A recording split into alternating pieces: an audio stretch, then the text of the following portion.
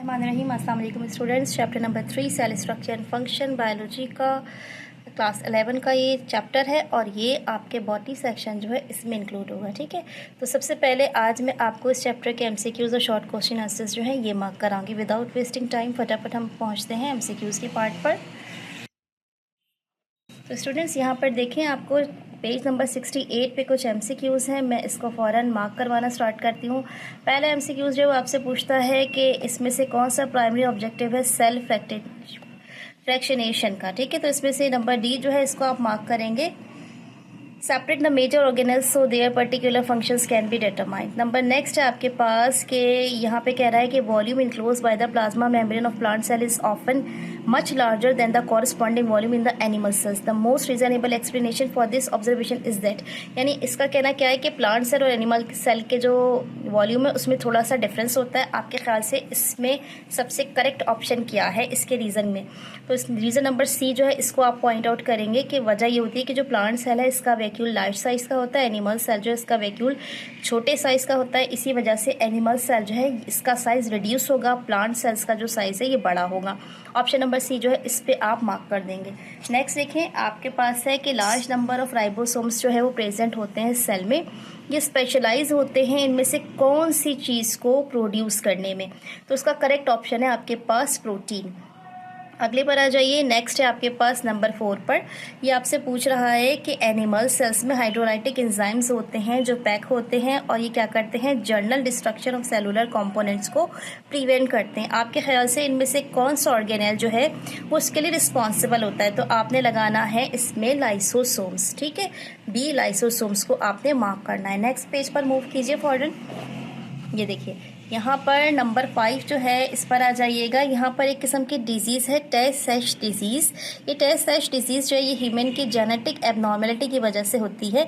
तो इसमें क्या होता है कि लार्ज और कॉम्प्लेक्स किस्म के लिपिड्स जो है ये क्लस्टर बना लेते हैं, गुच्छा सा बना लेते हैं और क्लॉक कर देते हैं।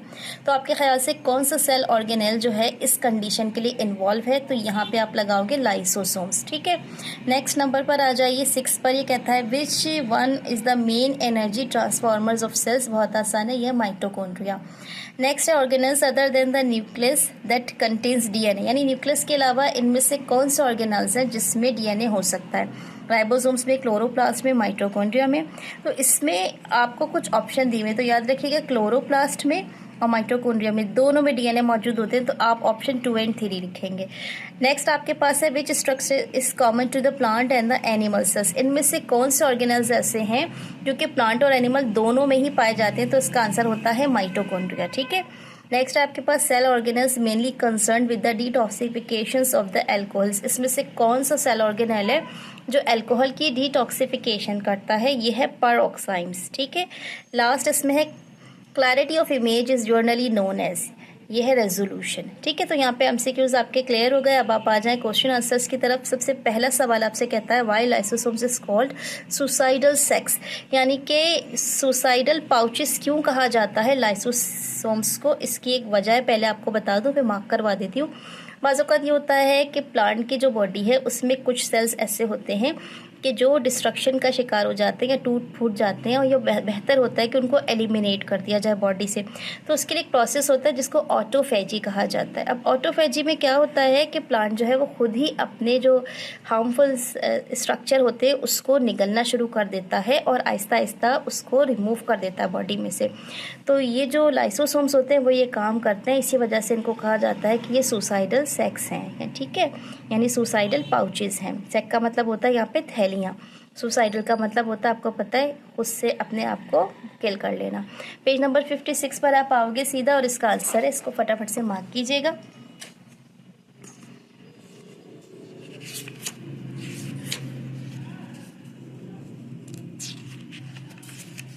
तो स्टूडेंट्स यहाँ से आप इसको मार्क करेंगे। ये देखिए ड्यूरिंग से, during self-destruction process the membrane of lysosomes is ruptured at a particular time. As a result, hydrolytic enzymes become free in cell and cell undergo chemical breakdown or lysis, which cause a cell to destroy itself by digesting its own macromolecules, so the lysosomes is referred as suicidal sac and this process is called autolysis। यानी इस पूरे process में क्या होता है कि खुद ब खुद एक सेल्फ डिस्ट्रक्शन प्रोसेस स्टार्ट हो जाती है। यानी प्लांट इस चीज़ से अच्छे तरीके से वाकिफ होता है कि इस हिस्से को ख़त्म करना है, तभी सेल्फ डिस्ट्रक्शन प्रोसेस जब स्टार्ट होता है। और उसमें क्या होता है कि एक किस्म का हाइड्रोलाइटिक एंजाइम्स जो है वो सीक्रेट होना शुरू कर देता है, जिसकी वजह से क्या होता है सेल के अंदर जितने भी ऑर्गेनेल्स हैं उनमें ब्रेक डाउन स्टार्ट हो जाता है, वो टूटना फूटना शुरू कर देते हैं, डिस्ट्रॉय करना शुरू कर देते हैं और अल्टीमेटली अपने ही जो छोटे बड़े जितने भी मैक्रो और माइक्रो मॉलिक्यूल्स होते हैं उनको डाइजेस्ट करना शुरू कर देते हैं। इस प्रोसेस को हम कहते हैं सुसाइडल सैक, ठीक है। और ये पूरा प्रोसेस जो है इसको ऑटोलिसिस कहा जाता है। इस लाइसोसोम की स्टम को सुसाइडल सैक इसलिए कहते हैं क्योंकि काम लाइसोसोम में हो रहा होता है सारा का सारा। यहाँ से लेके ऑटोलिसिस तक आपने क्या करना है, इसको मार्क कर लेना है। अगले क्वेश्चन की तरफ मूव करते हैं हम। हमारा अगला क्वेश्चन जो है वो हमसे कहता है कि why plasma membrane is differentially permeable in nature. Page number 50 और 51 दोनों पर इसके थोड़े थोड़े से आंसर्स मौजूद हैं, उनको कंपाइल करके एक आंसर बनेगा आपका। तो आप आ जाए सीधा पेज नंबर 50 और उसके बाद फिर 51 पर। यहाँ से सबसे पहले आप इसको मार्क करना शुरू करेंगे। देखें, the main and the most important function are protection of cells, cytoplasm to regulate flow of solution and material in and out of the cell with certain limitations. These limitations are checked by inflow of materials across the membrane, which is necessary to maintain suitable pH, ion concentration, enzyme activity and excrete toxic substances. इस portion में इसने आपको क्या बताया है कि cytoplasm के वैसे तो बहुत सारे काम हैं, लेकिन ख़ास तौर पर इसने क्या करना होता है, जो मुख्तलिफ़ किस्म के सॉल्यूशंस और मटेरियल्स होते हैं जिसको सेल के अंदर एक लिमिटेड एरिया के अंदर इसने क्या करना होता है, मूवमेंट करना होता है। इसके साथ साथ पीएच जो है इसको मेंटेन करना होता है, आइंस की जो कंसंट्रेशन होती है एंजाइम्स की, उन सब चीज़ों को मेंटेन करना होता है, उसकी एक्टिविटी को देखना पड़ता है। इसके साथ साथ जो टॉक्सिक सब्सटेंसेस हैं जो एक्सक्रिएट हो रहे होते हैं उन सबको मॉनिटर करना होता है। पहले तो आपने यहाँ से लेकर यहाँ तक लिखा, ठीक है। उसके बाद नेक्स्ट पेज पर मूव कीजिए। यहाँ देखिए, ये आपसे कह रहा है कि द डिफरेंशियली और selective permeability is due to the presence of specific channel proteins which permit only specific molecules to pass through them. तो ये जो काम होता है ना आपके प्लाज्मा मेम्ब्रेन का या सेल मेम्ब्रेन जिसको आप कहते हैं, ये स्पेशली होता ही क्यों है, क्योंकि इसमें कुछ ख़ास किस्म की प्रोटीन्स होती हैं, वो क्या करती हैं, सिर्फ स्पेसिफिक मॉलिक्यूल्स को ही अलाउ करती हैं कि वो इसके अंदर से पास हो, बाकियों को क्या करती हैं, वो नॉट अलाउड कर देती हैं, ठीक है। तो इस तरह ये जो दो पोर्शन है यहाँ तक आपने क्या करना है, क्वेश्चन कंप्लीट करना है। पिछला जो पेज था 50 वहाँ से मैंने आपको मार्क करा दिया था, ये 51 है, यहाँ से यहाँ तक इन दोनों को कंपाइल करके आपका जो है वो एक क्वेश्चन जो है इसका आंसर बन जाता है क्वेश्चन नंबर 2 का, ठीक है। नेक्स्ट क्वेश्चन देखिए आप, ये कहता है कि why plant cell wall is rigid, ठीक है। सीधा मूव करेंगे पेज नंबर 48 पर।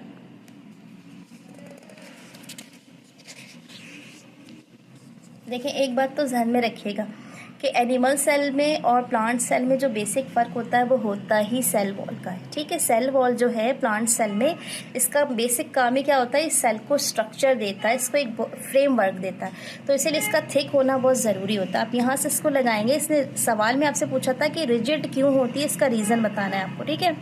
Secondary cell wall deposit after complete maturation of the primary cell wall, it is very thick and rigid due to deposition of lignin, inorganic salts and some waxes. It play important role in support of the plants, that is sclerenchyma fiber, scleroids, xylem vessels, tracheids which contain secondary cell wall। यानी किस्सा मुख्तसर आपको ये बता रहा है, वैसे तो प्राइमरी सेल वॉल और जो मिडल लेमिला है इसमें भी कैल्शियम की और दूसरे कंपोनेंट्स की डिपॉजिट होती है जिसकी वजह से ये थिक होता है, लेकिन फाइनली जो सेकेंडरी सेल वॉल होती है ये क्या करती है, ये बिल्कुल कह लीजिए कि थिक और रिजिड बना देती है, क्योंकि इसमें लिग्निन की और इनऑर्गेनिक सॉल्ट्स की और कुछ वैक्सेस की डिपोजिशन होती है जिसकी वजह से ये बहुत स्ट्रॉन्ग बन जाती है। और इसको स्ट्रॉन्ग क्यों बनना होता है, क्योंकि इसने प्लांट को एक फ्रेमवर्क देना होता है, स्ट्रक्चरल फ्रेमवर्क देना होता है, ठीक है। तो यहाँ से लेके यहाँ तक आपने इसको मार्क कर देना है, शॉर्ट थ्योरी को। उसके बाद अगला क्वेश्चन जो है इस पर आ जाइए आप जल्दी से।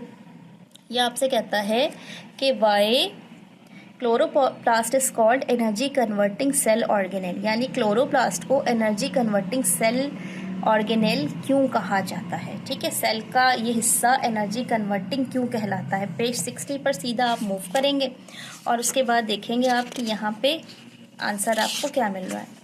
अब इधर आ जाइए सीधा, ठीक है, और यहाँ से देखना स्टार्ट कीजिए।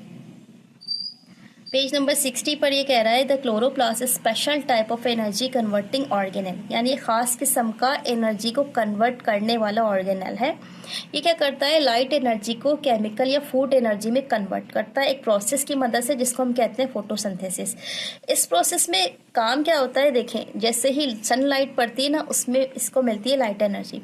ये इस लाइट एनर्जी को कैप्चर करता है, इसके पास होते हैं क्लोरोफिल्स, इसकी मदद से लाइट एनर्जी को क्या करता है, कैप्चर करता है, और इस एनर्जी को पहले ये एटीपी में कन्वर्ट करता है। उसके बाद इसी की एडवांस एक लेवल होती है NADPH2, ये और हाई एनर्जी समझ लीजिए पैकेट होता है।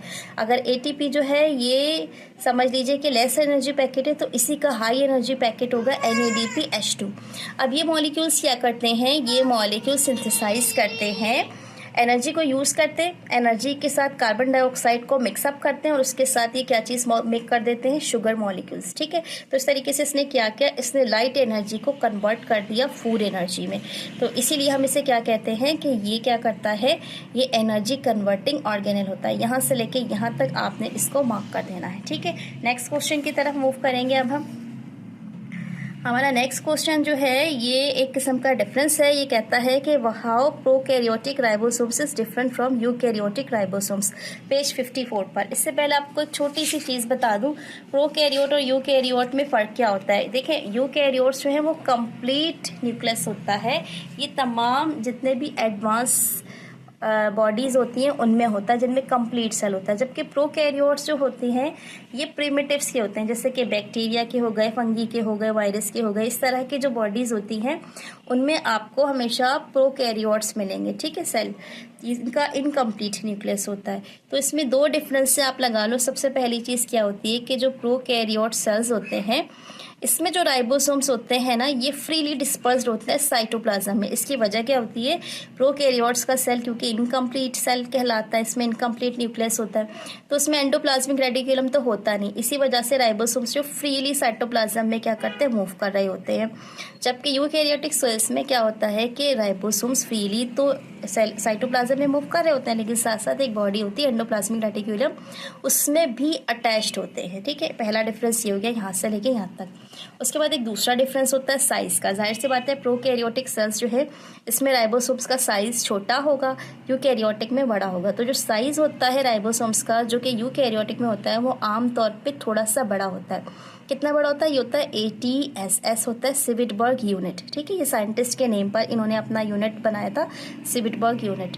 तो ATS जो है वो किसका साइज होगा, आपके यूकैरियोटिक सेल के राइबोसोम्स का साइज होगा। जबकि प्रोकैरियोटिक में यही साइज कितना हो जाएगा, 70S। तो यहाँ पे आपने क्या करना है, दो डिफरेंस बना लिए। पहला कि एंडोप्लाज्मिक रेटिकुलम के एब्सेंस की वजह से साइटोप्लाज्म में फ्रीली प्रोकैरियोटिक सेल्स में राइबोसोम्स जो है वो मूव करेंगे, जबकि यूकैरियोटिक में फ्रीली मूव के साथ एंडोप्लाज्मिक के साथ भी अटैच होंगे। दूसरी चीज होगी साइज यूकैरियोटिक में 80 सिविटबर्ग होगा, जबकि प्रोकैरियोट्स में 70 सिविटबर्ग होगा, ठीक है। अगला क्वेश्चन जो इसको देखें आप जल्दी से, मैं आपको टू द पॉइंट जल्दी इससे बता देती हूँ। मुझे पता है बच्चों के पास आजकल इतना वक्त नहीं होता कि वो बहुत लंबी वीडियोस देखें। How mitochondria similar to the bacteria, आपके ख्याल से माइटोकॉन्ड्रिया जो है वो बैक्टीरिया से किस तरीके से सिमिलर है। देखिए, बैक्टीरिया जो है ये अपने लिए खुद कह लीजिए सेल डिवीजन करता है या अपनी प्रोटीन खुद सिंथेसाइज करता है, ठीक है। ये अपने बहुत सारे मेटाबॉलिक फंक्शंस खुद ही परफॉर्म करता है क्योंकि ये इकलौता सिंगल स्पीशी है, ठीक है। यही काम बाज़ औक़ात सेल में माइटोकॉन्ड्रिया खुद कर रहा होता है। इसी वजह से हम कहते हैं कि ये बैक्टीरिया से बहुत हद तक सिमिलर है। अब आपने लिखना कहाँ से, पहले यहाँ से लिखना है mitochondria similar to bacteria because, ठीक है। फिर सीधा पेज 58 पर आएंगे और यहाँ से इसको मार्क करना शुरू कर देंगे। ये देखिए, ये they have their own DNA, all kinds of RNA and ribosomes of 70 Civetberg. It means it has its own genetic systems to synthesize its own enzymes, proteins for its metabolic functions.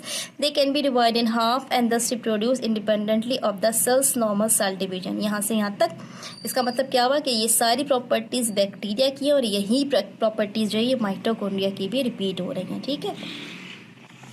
Next पर आ जाए अब आप। अगला सवाल जो है वो आपसे क्या कहता है, ये कह रहा है why mitochondria is called the power house of the cell, यानी माइटोकॉन्ड्रिया को power house of the cell क्यों कहा जाता है। पेज 58 पर आ जाएं आप, यहाँ आ जाए, ये देखें। Due to reproduction of high amount of energy for all cell organs and their activities, mitochondria is known as power house of the cell where energy is store and release wherever required by an organisms. यानी होता क्या है, क्योंकि high amount of energy इस हिस्से में बन रही होती है सेल के, जो कि ना सिर्फ सेल के लिए बल्कि दूसरी पूरी बॉडी की जो दूसरी एक्टिविटीज़ होती है उसके लिए भी ये अलाउ करता है उसको। तो इस वजह से हम इसे कहते हैं कि power house of the cell है। ठीक है, यहाँ पे एनर्जी स्टोर होती है और जब आपको रिक्वायर्ड होती है तो ये रिलीज़ हो जाती है किसी भी ऑर्गेनिजम्स में। अभी किस शक्ल में होती है, तो पहले तो आपने क्या करना है, यहाँ से लेके यहाँ तक पहले लिखना है। ठीक है, उसके बाद नेक्स्ट पैराग्राफ में आपने यहाँ से लिखना है these molecules are ATPase complex variable types of the cytochromes, NAD, FAD, etc. These complexes are the molecules serve as electron carrier which metabolize carbohydrate, fatty acids, and amino acid protein into carbon dioxide and water with energy in the form of the ATP which is stored in mitochondria. यानी यहाँ से लेके यहाँ तक में आपको उन तमाम चीज़ों की डिटेल्स बताई गई हैं कि ये कौन कौन से मॉलिक्यूल्स होते हैं, किस किस के कॉम्प्लेक्सेस की शक्ल में होते हैं, जो क्या करते हैं, एनर्जी की मुख्तलिफ फॉर्म यहाँ पर क्या करते हैं, स्टोर कर रहे होते हैं। और किधर स्टोर हो रही होती है, माइटोकॉन्ड्रिया में। तो पहले आपने यहाँ से लेके यहाँ तक लिखा, फिर यहाँ से लेके यहाँ तक लिखा। इस तरह आपका ये वाला शॉर्ट क्वेश्चन जो है वो कंप्लीट हो जाएगा। दोबारा इसको एक मरतबा देख लीजिए कि आपने कहाँ से मार्क करना है इसको। पहले ड्यू टू प्रोडक्शन से लेके ऑर्गेनिजम्स तक मार्क करना है, उसके बाद दीज मॉलिक्यूल्स से लेके माइटोकॉन्ड्रिया तक मार्क करना है। इस तरह आपका ये क्वेश्चन कंप्लीट हो जाएगा। तो स्टूडेंट्स, अब इसके बाद इस चैप्टर के लास्ट क्वेश्चन की तरफ हम चलते हैं। यह कह रहा है डिफ्रेंशिएट बिटवीन पर ऑक्सीसोम्स एंड ग्लाइऑक्सीसोम्स। ठीक है, पेज 57 पर आ जाएं सीधा। यहाँ पे डिफरेंस है। सबसे पहले तो आपको मैं समझा दूँ कि ये डिफरेंस एक्चुअली है क्या। देखिए, पर ऑक्सीसोम्स जो है ना, ये आपके प्लांट और एनिमल दोनों सेल्स में पाया जाएगा। जब पर ऑक्सीसोम्स आपके एनिमल सेल में होता है तो ये डिटॉक्सिफिकेशन करता है अल्कोहल्स की। इसमें क्या करता है, अल्कोहल को ऑक्सीडाइज करता है, पहले तो हाइड्रोजन पर ऑक्साइड में, और फिर फ़ौरन ही इसको वाटर में कन्वर्ट कर देता है। और इस दौरान एक एंजाइम को इस्तेमाल करता है जिसका नाम है कैटालीज। ये काम ये किस में कर रहा है, क्योंकि लीवर सेल्स में हो रहा है ये सारा काम। तो ये लीवर सेल किधर होते हैं, ये होते हैं आपके एनिमल सेल्स में। ठीक है, लेकिन प्लांट में भी पर ऑक्सीसोम काम करता है। वहाँ पर ये क्या करता है, एक प्रोसेस होता है जिसे हम कहते हैं फोटो रिस्पायरेशन। इस फोटो रिस्पायरेशन में ये ग्लाइकोलेट, ये किस्म का एसिड होता है ग्लाइकोलेट, इसको ये किस में कन्वर्ट करता है, अमाइनो एसिड ग्लाइसिन में। और इस दौरान ये एक एंजाइम को इस्तेमाल करता है जिसका नाम होता है ग्लाइकोलिक एसिड ऑक्सीडेज। ठीक है, थोड़े से मुश्किल नाम है, लेकिन एक दो मरतबा रीड करेंगे तो प्रैक्टिस हो जाएगी आपकी। तो प्लांट सेल में इसने क्या किया, फोटो रिस्पायरेशन में हेल्प की, ग्लाइकोलेट को अमाइनो एसिड ग्लाइसिन में कन्वर्ट किया with the help of enzyme glycolic oxidase. जबकि एनिमल सेल में इस पेरोक्सीसोम ने क्या काम करना है, इसने डिटॉक्सिफिकेशन करनी है अल्कोहल की इनटू वाटर, जो कि फाइनल प्रोडक्ट होगा। और इस दौरान एंजाइम कौन सा इस्तेमाल होगा, कैटालीज। ठीक है, ये लीवर में होगा ये सारा काम। अब हम आ जाते हैं नेक्स्ट वाले पार्ट की तरफ जो कहलाता है ग्लाइऑक्सीसोम। तो ग्लाइऑक्सीसोम जो है ना, वो एनिमल सेल में मौजूद ही नहीं है सिरे से। ये कहाँ मौजूद है, ये प्लांट सेल में मौजूद है। अब प्लांट सेल में इसका काम क्या होता है कि ये एंजाइम क्या करता है, फैटी एसिड को शुगर में कन्वर्ट करना होता है। ठीक है, फैटी एसिड को शुगर में कन्वर्ट करने से क्या होता है कि जब भी बॉडी को ग्लूकोज की ज़रूरत होती है तो वहाँ पे जितना भी फैट्स है इसको ये किस में कन्वर्ट कर देगा, शुगर में कन्वर्ट कर देगा। और इस तरीके से ये जो प्रोसेस है इसे हम कहेंगे ग्लाइऑक्सिलेट साइकिल। ठीक है, तो स्टूडेंट्स, इसके साथ ही आज के जो शॉर्ट क्वेश्चन आंसर्स हैं इसका जो सेक्शन है ये कंप्लीट हो गया। इंशाअल्लाह ताला लॉन्ग क्वेश्चन आंसर्स की वीडियो जो है वो भी जल्द अपलोड होगी। वीडियो अच्छे लगे तो प्लीज़ इसको लाइक कर लीजिएगा, चैनल को सब्सक्राइब कर लीजिएगा, अपने स्टूडेंट्स के व्हाट्सएप ग्रुप में इसको शेयर कर लीजिएगा। मुझे अपनी दुआ में याद रखिएगा। टेक केयर एंड अल्लाह हाफिज़।